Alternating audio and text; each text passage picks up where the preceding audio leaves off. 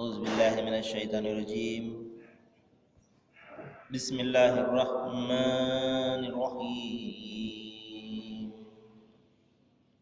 حنفاء لله غير مشركين به ومن يشرك بالله فكأنما خر من السماء فتخطفه الطير أو تهوي به الريح في مكان صحيح. صدق الله العظيم. అనంత కరుణామయుడు అపార కృపాశీలుడైన సృష్టి ప్రభు అల్లాహ్ శుభనామంతో ప్రారంభిస్తున్నాను. సోదర సోదరిమణులారా, అయ్యలారా, అమ్మలారా, అస్సలాము అలైకుం రహమతుల్లాహి వబరకాతుహు. సర్వలోక ప్రభు సర్వేశ్వరుడు అల్లాహ్ మనందరిపై శుభాలను శాంతిని కురిపించును గాక. ఆమేన్. ఇంతవరకు మనము మానవులందరి మార్గదర్శక గ్రంథం విశ్వప్రభు తన అంతిమ ప్రవక్త మహాప్రవక్త ముహమ్మద్ సల్లల్లాహు అలైహి వసల్లం వారిపై అవతరింపజేసినటువంటి చివరి మార్గదర్శక దైవ గ్రంథం దివ్య ఖురాన్ నుండి 22వ అధ్యాయం 30వ వాక్యం యొక్క అరబీ మూలము విన్నాము.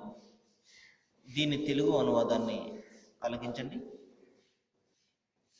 ఓ ప్రజలారా, మీరు దైవానికి సాటి ఎంత మాత్రం కూడా కల్పించకండి, అబద్ధపు మాటలు పలకకండి, ఏకాగ్రతతో ఆ సృష్టి ప్రభువుకు దాసులు అవ్వండి.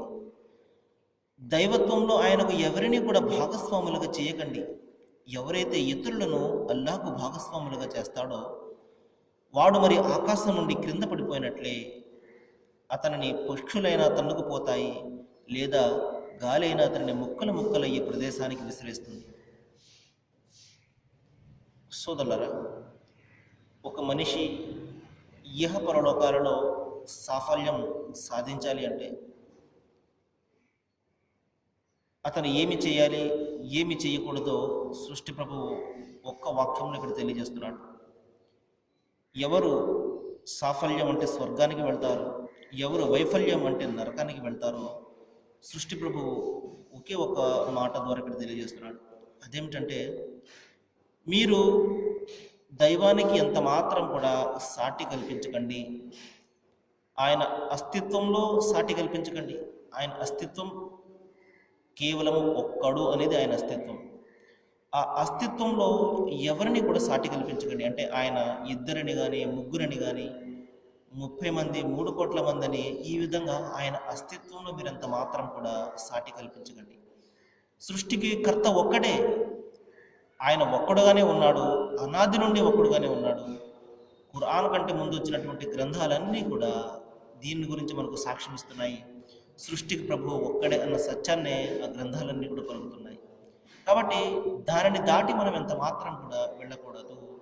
దైవం విధించినటువంటి హద్దులను ఎంత మాత్రం కూడా మనము దాటకూడదు. ఇంకా అబద్ధపు మాటలు ఎంత మాత్రం కూడా మీరు పలకకండి. ఎందుకంటే అబద్ధం అనేది శైతాను చేష్ట, దైవానికి వ్యతిరేకమైనటువంటి చేష్ట. మహాప్రవక్త ముహమ్మద్ సల్లల్లాహు అలైహి వసల్లం తెలియజేశారు, ఎవరైతే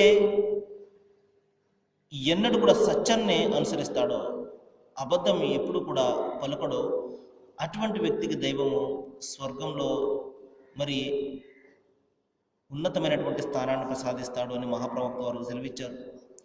ఎప్పుడైతే తన దాసుడు అబద్ధాన్ని ఆశ్రయిస్తాడో దైవం యొక్క సింహాసనం కంపించిపోతుంది అని మహాప్రవక్త వారు హెచ్చరించారు. ఎందుకంటే అబద్ధం అనేది దైవానికి వ్యతిరేకమైనటువంటి కార్యము. దాని ద్వారా మనిషికి అప్పటికప్పుడు పని నెరవేరిపోవచ్చు, కానీ దైవానికి వ్యతిరేకమైనటువంటి ఆ శైతానును ఆశ్రయించి మనము ఆ పని కావించుకోవడం అనేది తాత్కాలికంగా ఆ పని అయిన సోదరులారా, అది భయంకరమైనటువంటి వినాశనానికి దారితీస్తుంది. ఒక అబద్ధము మరొక అబద్ధానికి, ఒక అబద్ధము ఇంకొక అబద్ధానికి, ఈ విధంగా తన జీవితం అంతా కూడా అబద్ధాలమయమైపోతుంది. అందుకని సృష్టి ప్రభువు తెలియజేస్తున్నాడు, అబద్ధపు మాటలు అంత మాత్రం కూడా పలకకండి. అది ప్రపంచంలోనైనా, లేకపోతే ప్రాపంచిక వ్యవహారాలైనా, లేకపోతే దైవానికి సంబంధించినటువంటి వ్యవహారాలైనా, దైవానికి సంబంధించినటువంటి వ్యవహారంలో అబద్ధం అంటే ఆయన ఒక్కడు అన్న సత్యాన్ని అనుదినం కూడా మనము చూస్తూ ఉన్నప్పటికీ కూడా ఆయన ఒక్కడు కాదండి అనేక మంది అని మనం చెప్పడం సోదరులారా. ఎందుకంటే సృష్టికి ప్రభు అల్లా అంతిమ దేవగ్రంథం ఖురాన్లో అనేక సందర్భాల్లో తెలియజేస్తున్నాడు, ఈ భూమి ఆకాశాల మధ్య ఒక్క దైవం కాకుండా మీరు భావిస్తున్నట్లుగా అనేక మంది ఉన్నట్లయితే ఈ భూమి ఆకాశాల వ్యవస్థ అంతా కూడా అస్తవ్యస్తమైపోయేది. మరి ప్రతి దైవం తనను సృష్టించుకున్న వాళ్లను తీసుకుని వేరుపడిపోయేవాడు. తర్వాత వారిలో వారు దండయాత్రలు చేసుకుని పోరాటాలు చేసుకునేవారని దైవం సెలవిచ్చాడు. కానీ ఆ విధంగా ఎంత మాత్రం కూడా మనము గమనించడం లేదు. సృష్టి అంతా కూడా చాలా సవ్యంగా, క్రమంగా, లయబద్ధంగా, నియమబద్ధంగా నడుస్తుంది అంటే దానిని వెనుక నడిపే ఆ శక్తి ఒక్కడు కాబట్టి ఈ సత్యం అనుదినం కూడా మనం చూస్తూనే ఉంటాం. ఎవరిని అడిగినా కూడా దేవుడు ఒక్కడేనండి అన్న సత్యాన్ని పలుకుతారు. కానీ ఆచరణకు వచ్చేసరికి మాత్రము ఆ దైవానికి సాటి కల్పిస్తుంటారు. సాటి ప్రజలను తీసుకువచ్చి సాటి మానవులను మరి దైవానికి సాటి కల్పిస్తుంటారు. దైవం ఒక్కడే అన్న సత్యానికి మరి అనేక మంది కూడా ఉన్నారు, ఆయన కూడా దైవమే, ఈయన కూడా దైవమే అని ఆయన అస్తిత్వంలో మరి అనేక మందిని సాటి కల్పిస్తుంటారు.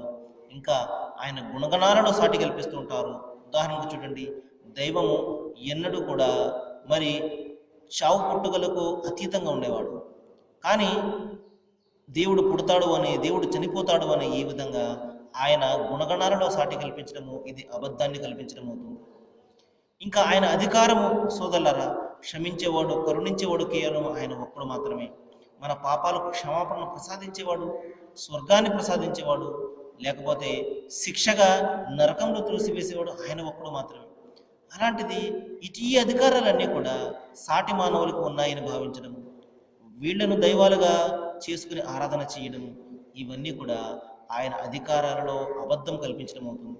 ఈ విధంగా సోదరులారా, దైవానికి సంబంధించినటువంటి వ్యవహారాలలో అబద్ధానికి ఎంత మాత్రం కూడా మనం తావివ్వకూడదు. అదేవిధంగా మన నిత్య జీవితంలో అనేక వ్యవహారాలు మనకు ఎదురవుతుంటాయి. మరి ఆ వ్యవహారాలలో మనిషి తప్పనిసరిగా అబద్ధాన్ని ఆశ్రయించి మరి ఆ పని కావించుకోవడానికి ప్రయత్నం చేస్తుంటాడు. కానీ ఒక్క క్షణము మనము నిలబడి ఆలోచన చేసి, ఈ రోజున నేను ఈ అబద్ధం పలికితే, ఈ అసత్యం పలికితే నా పని నెరవేరిపోతుంది, కానీ ఇది మరొక అసత్యానికి దారితీస్తుంది. దైవం ఎన్నడూ కూడా ఈ అసత్యాన్ని అంగీకరించడు, ఆయన సింహాసనం కంపించిపోతుంది అని ఒక్క క్షణం ఆలోచన చేసి అతను సహనాన్ని వహించి మరి సత్యాన్ని మాత్రమే ఆశ్రయించినట్లయితే సోదరులారా, తాత్కాలికంగా అతనికి నష్టం కలిగినా కూడా అతని హృదయంలో ఒక ఆత్మ సంతృప్తి కలుగుతుంది. నేను సత్యాన్ని ఆశ్రయించాను అన్న సంతృప్తి కలుగుతుంది.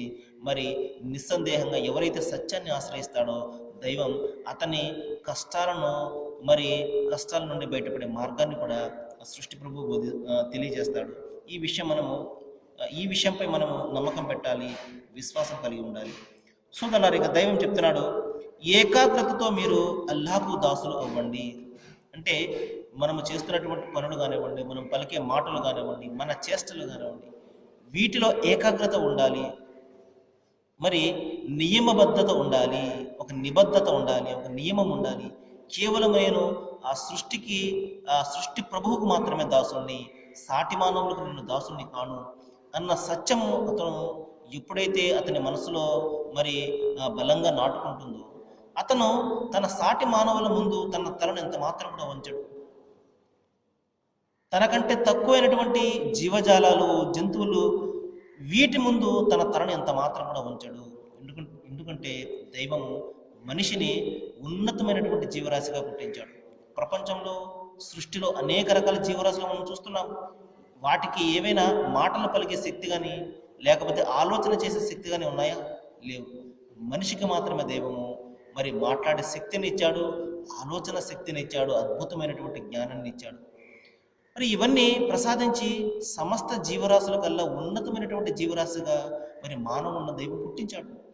మరి ఇటువంటి మానవుడు తనకంటే తక్కువైనటువంటి జీవజాలం ముందు తన తలను వంచడం అనేది ఎంత అవమానకరమైనటువంటి విషయం ఒకసారి మనం ఆలోచన చేయాలి. కాబట్టి సోదరులారా, నిజమైనటువంటి దైవదాసుడు ఆ సృష్టికి కర్త, ఆ సృష్టి ప్రభువుకు తప్ప మరెవరికి కూడా తల వంచడు. తన ఈ తలన తెగిపోయినప్పటికీ కూడా అతను ఆనందంగా అనుభవిస్తాడు. కానీ ఈ తలను మాత్రము సాటి మనుషుల ముందు జీవజాలం ముందంత మాత్రం కూడా అతను తలను వంచడు. అదే విషయాన్ని సృష్టి ప్రభువు తెలియజేస్తున్నాడు అల్లాహ్. మరి ఏకాగ్రతతో మీరు అల్లాహకు దాసులు అవ్వండి, ఎందుకంటే సమస్త మానవ జాతి అంతా కూడా ఆయన దాసులే. ఆయన సమక్షంలో అందరూ కూడా దాసుల మాదిరిగా నిలబడి హాజరు కాబోయే ఒక రోజు రానున్నది. ఆ దాసులలో మనము దైవాలుగా భావించిన వాళ్ళు ఉంటారు, మహాపురుషులు ఉంటారు, ప్రవక్తలు ఉంటారు, ఇంకా మునులు చాలామంది. మరి అందరూ కూడా దైవం ముందు నిలబడి ఉంటారు. ఆ రోజున ఎవరికి ఏ మాట పలికే అధికారం ఉండదు సోదరులారా. అందరూ కూడా నిశ్శబ్దంగా దైవం ముందు మరి దాసుల మాదిరిగా హాజరవుతారు. ఈ విషయాన్ని మనం గమనించాలి. మరి ఇంకా దైవం తెలియజేస్తున్నాడు, దైవత్వంలో ఆయనకు ఎవరిని కూడా భాగస్వాములు చేయకండి, ఎందుకంటే ఇది భయంకరమైనటువంటి వినాశనానికి దారితీస్తుంది. దైవం క్షమించినటువంటి పాపం ఏదైనా ఉన్నది అంటే అది ఆయనకు సాటి కల్పించడమే.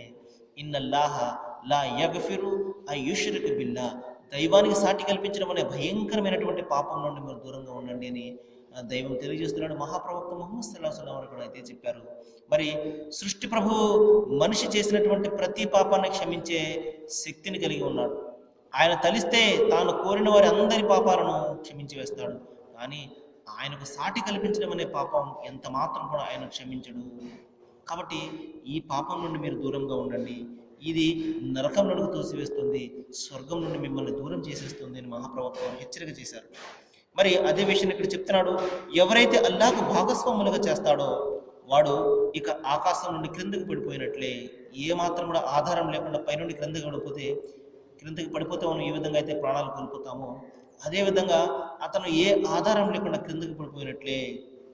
ఆ తర్వాత అతన్ని పక్షులైన తొలగిపోతాయి, లేకపోతే గాలైన అతన్ని ముక్కలుగా చేసి ఏదైనా ఒక ప్రదేశానికి విసిరివేస్తుంది. అంటే ఎవరైతే దైవానికి సాటి కల్పిస్తూ జీవితం గడుపుతాడో మరి అతనిలో ఏ విధమైనటువంటి మంచితనం అనేది ఉండదు. మరి అతను చేస్తున్నటువంటి ఏ మంచి పని అయినా కూడా ఏ మాత్రం కూడా విలువ లేకుండా అన్నీ కూడా వ్యర్థమైపోతాయి అని దైవం ఇక్కడ మరి సూచిస్తున్నాడు. మరి సోదరులారా, మరికొన్ని విషయాలు మనం రేపు మాట్లాడుకుందాం ఇన్షాల్లా. ఏ విషయాలైతే ఇక్కడ మనం వింటున్నామో వీటి పట్ల మనం ఆలోచన చేసి ఆచరణ చేసే విధంగా దైవం అల్లాహ్ అందరికీ కూడా మరి జ్ఞానాన్ని ప్రసాదించాలని నేను వేడుకుంటూ ముగిస్తున్నాను. వాఖిరు దవానా అల్హమ్దులిల్లాహి రబ్బిల్ ఆలమీన్. అస్సలాము అలైకుం.